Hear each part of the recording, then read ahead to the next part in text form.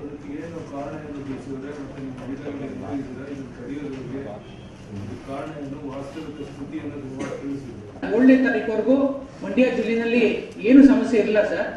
April 7ನೇ ತಾರೀಕು ಆಸುಪಾಸಲ್ಲಿ ನಮಗೆ ಮಳವಳ್ಳಿಯನ್ನು ಗುರುತಿಸಿ ನಾವು ಅವರಿಗೆ ಚಿಕಿತ್ಸೆಯನ್ನು ಕೊಟ್ಟು ಅವರೆಲ್ಲರನ್ನೂ ಕೂಡ ಡಿಸ್ಚಾರ್ಜ್ ಮಾಡಿದ್ದಾರೆ ಸರ್. ಈ ಮೇ 7ನೇ ತಾರೀಕಿಂದ ಮಹಾರಾಷ್ಟ್ರದ ಮುಂಬೈನಿಂದ ಒಟ್ಟು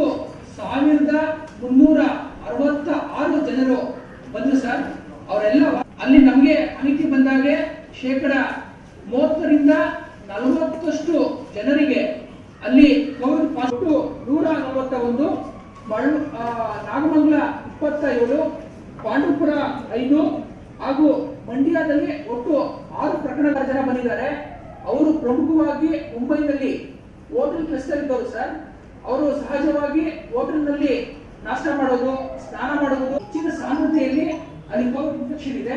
ನಮಗೆ ಬಂದಂತಹ ಏನು ಪ್ರಕರಣಗಳಿದ್ದಾವೆ ಎಲ್ಲ ಮುಂಬೈಯಿಂದ ಬಂದಂತವರಲ್ಲಿ ಸಂಬಂಧಪಟ್ಟಿದೆ. ಈ ಕೋವಿಡ್ ಆಸ್ಪತ್ರೆಯಲ್ಲಿರುವ ಬೆಡ್ಡಿನ ವ್ಯವಸ್ಥೆಯನ್ನ ಜಾಸ್ತಿ ಮಾಡ್ಕೊಳ್ಳೋದಕ್ಕೆ ಕ್ರಮವನ್ನು ಕೈಗೊಂಡ ಸರ್.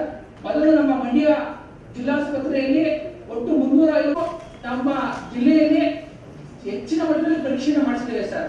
ಇವತ್ತಿನವರೆಗೆ ನಾವು 9063 ಟೆಸ್ಟ್ ಆಗಿ 477 ಅಪ್ಲಿಕೇಶನ್ಗಳು ಮುಂಬೈನಿಂದ ಬರುವವರಲ್ಲಿ ಪೆಂಡಿಂಗ್ ಇದೆ ಸರ್. ತಾವೇನು ನಿರ್ದೇಶನ ಕೊಟ್ಟು ಅವತ್ತಿನ ನಾವು ಅನುಮೋದನೆಯನ್ನು ಮಾಡ್ತಾ ಇಲ್ಲ.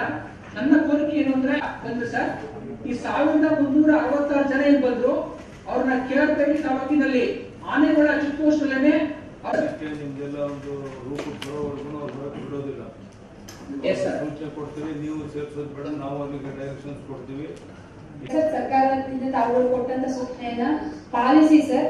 ಈಗ ಒಟ್ಟು ನಮ್ಮಲ್ಲಿ ಕ್ವಾರಂಟೈನ್ ಅಲ್ಲಿ 1000 ಗ್ರೂಪ್ ಅವರು ಪಾಸಿಟಿವ್ಸ್ ಅಲ್ಲಿ ಇದ್ರೆ ಅವ್ರಿಗೆ ಸ್ವಲ್ಪ ಅಗ್ರೆಸಿವ್ ಟ್ರೀಟ್ಮೆಂಟ್ ಪ್ರೋಟೋಕಾಲ್ ಈಗಾಗಲೇ ನಮ್ಮ ಹೆಲ್ತ್ ಡಿಪಾರ್ಟ್ಮೆಂಟ್ ಇಂದ ಏನ್ ಕೊಟ್ಟಿದೀವಿ ಅದು ಪ್ರಾರಂಭ ಆಗ್ಬಿಡಬೇಕು. Because the whole idea is to save life. ಈಗ